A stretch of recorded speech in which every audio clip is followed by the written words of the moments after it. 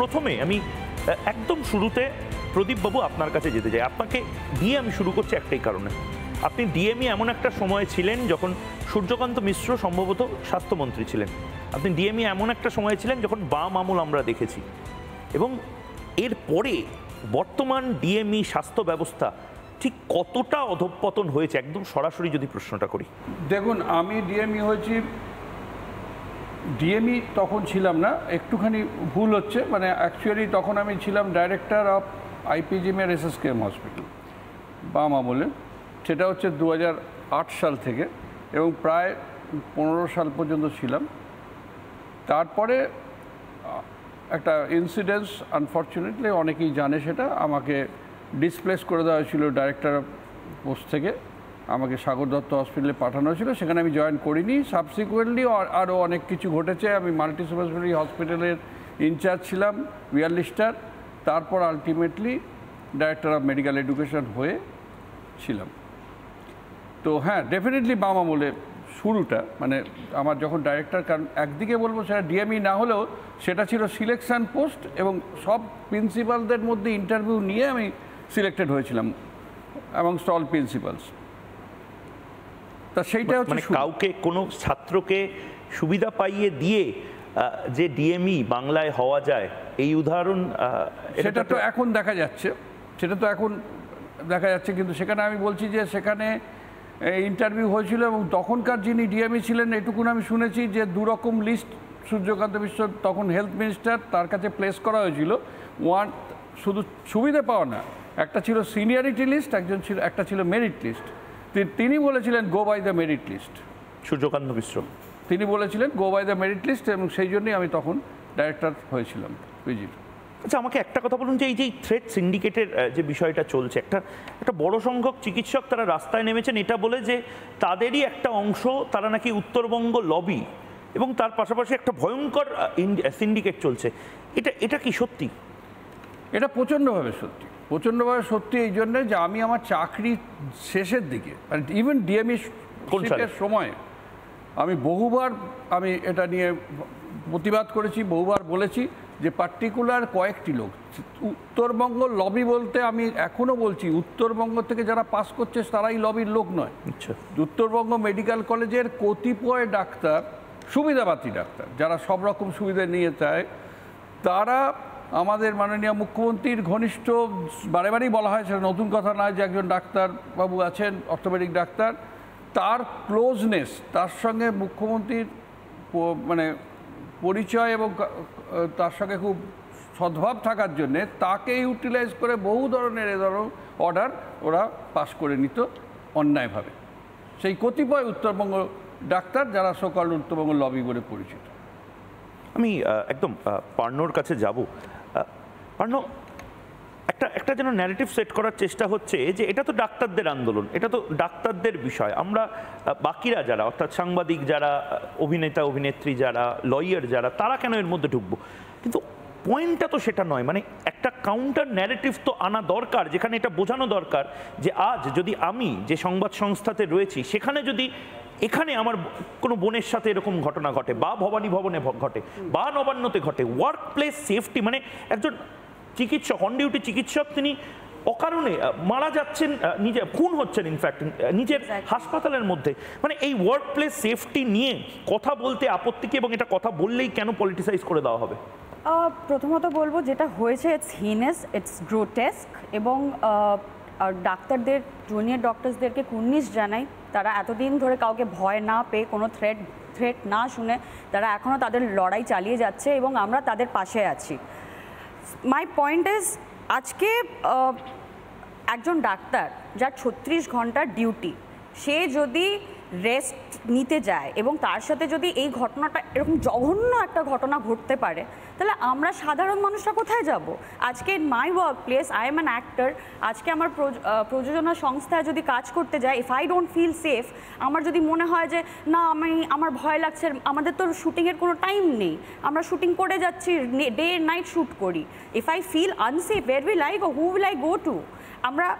আর আরেকটা কি কথা জানো তো, মানে আমরা হয়তো আজকে সিএম পিএম গভর্নর সবাইকে না আঙুল তুলে বলতে পারি যে এ ভুল, ঠিক আছে, উইচ ইজ ফাইন, বাট আমাদের সাথে ব্যক্তিগতভাবে যখন ভায়োলেশন হয় আমরা কেন ভয় পাই তাদের নামে, পারপেট্রেটার্সদের নামে কমপ্লেন করতে বা এফআইআর করতে?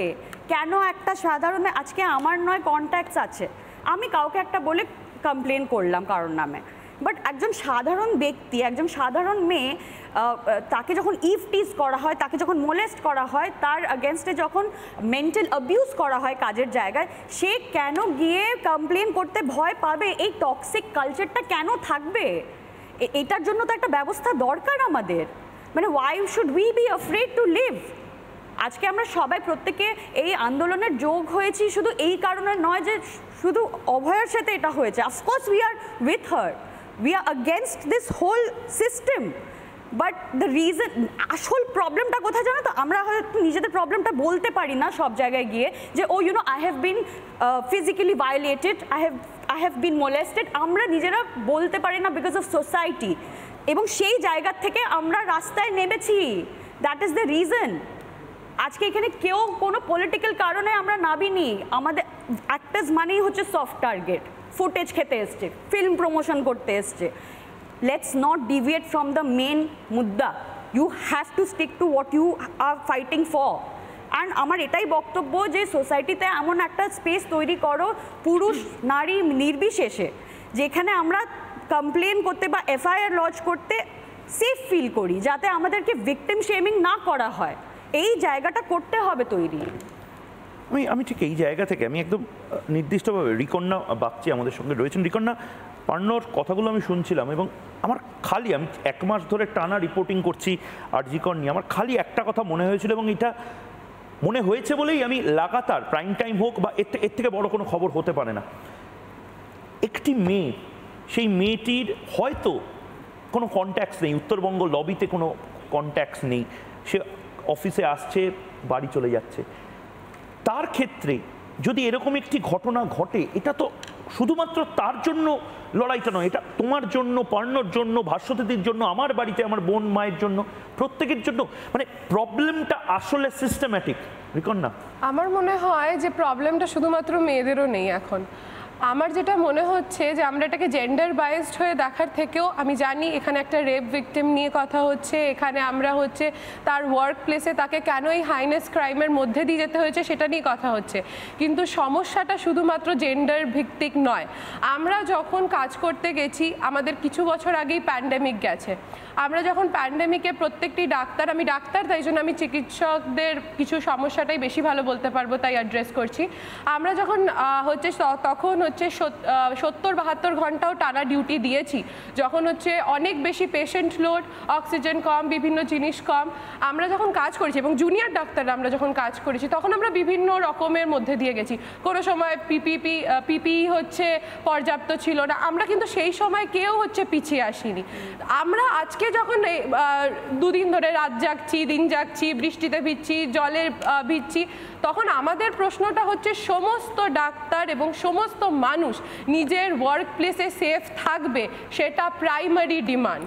এটার কোনো অনর, এটার কোনো হচ্ছে কোনো কাউন্টার কোনো যুক্তি হতে পারে না। সেকেন্ডলি, যদি মেয়েদের কথা বলা হয়, হ্যাঁ মেয়েরা সফট টার্গেট, কোনো জিনিস কোনো এমন জিনিস মেয়েদের সঙ্গে করে দেওয়া যায় যেটা মেয়েরা হচ্ছে সবসময় প্রতিরোধ করতে পারে না, যেটা এই ক্ষেত্রে আমরা আছি, তাই আমরা দেখতে পাচ্ছি। তাই জন্য আমরা যখনই আমরা এই জিনিসটা শুনি, সমস্ত জুনিয়র ডাক্তার একসঙ্গে এবং তথা সমস্ত সিটিজেন এই জিনিসটাই বলে ওঠে যে আমাদের এটার একমাত্র জাস্টিস চাই, কারণ কি safety and security is the basic thing, basic requirement. তোমরা কি উৎসবে ফিরছো?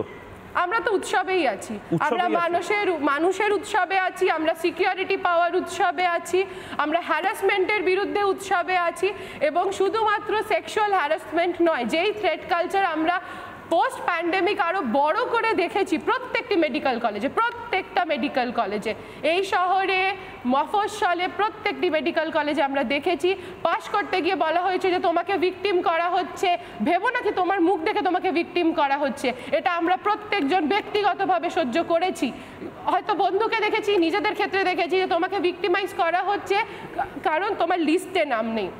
একটা লিস্ট নিয়ে পরীক্ষা নিতে আসার এই সিস্টেমটাকে আমরা ভেঙে দেওয়ার জন্য আজকে লড়াইতে আছি, এবং সেটার জন্য সেটা জেন্ডার বায়াসড নয়।